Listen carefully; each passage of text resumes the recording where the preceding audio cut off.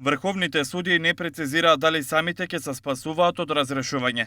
Постапуваме по устав, законите, меѓународните ратификувани договори и праксата на Европскиот суд за човекови права е одговорот на Врховниот суд каде шефува Јово Вангеловски.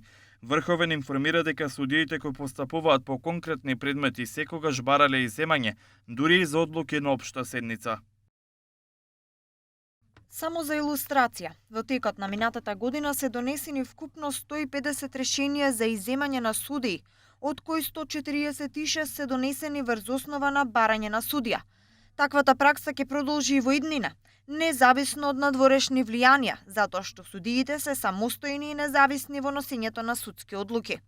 Антикорупцијска вчера на врховните судии им порача дека е судир на интереси ако сами си се спасуваат од разрешување. Токму судскиот совет има постапки за одговорност на 9 врховни судии, меѓу кои председателот на највисокиот суд Вангеловски. Државната комисија смета за потребно да укаже на тоа дека судиите на Врховниот суд на Република Северна Македонија, против кои се отворени постапки во Судскиот совет на Република Северна Македонија за разрешување од функциите, не треба да учествуваат во расправата и одлучувањето на општата седница, каде ќе се утврдува начелното правно мислење по поднесените горе наведени иницијативи.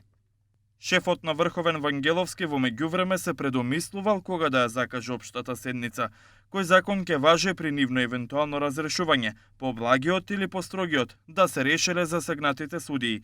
Иницијативата до Врховен ја поднесува двајца адвокати кои побараа Врховниот суд да донесе начално правно мислење, со кое наместо стариот закон за судови, според кое е покрената постапка за еден судија, да важи новиот, поблаг закон за утврдување судска одговорност.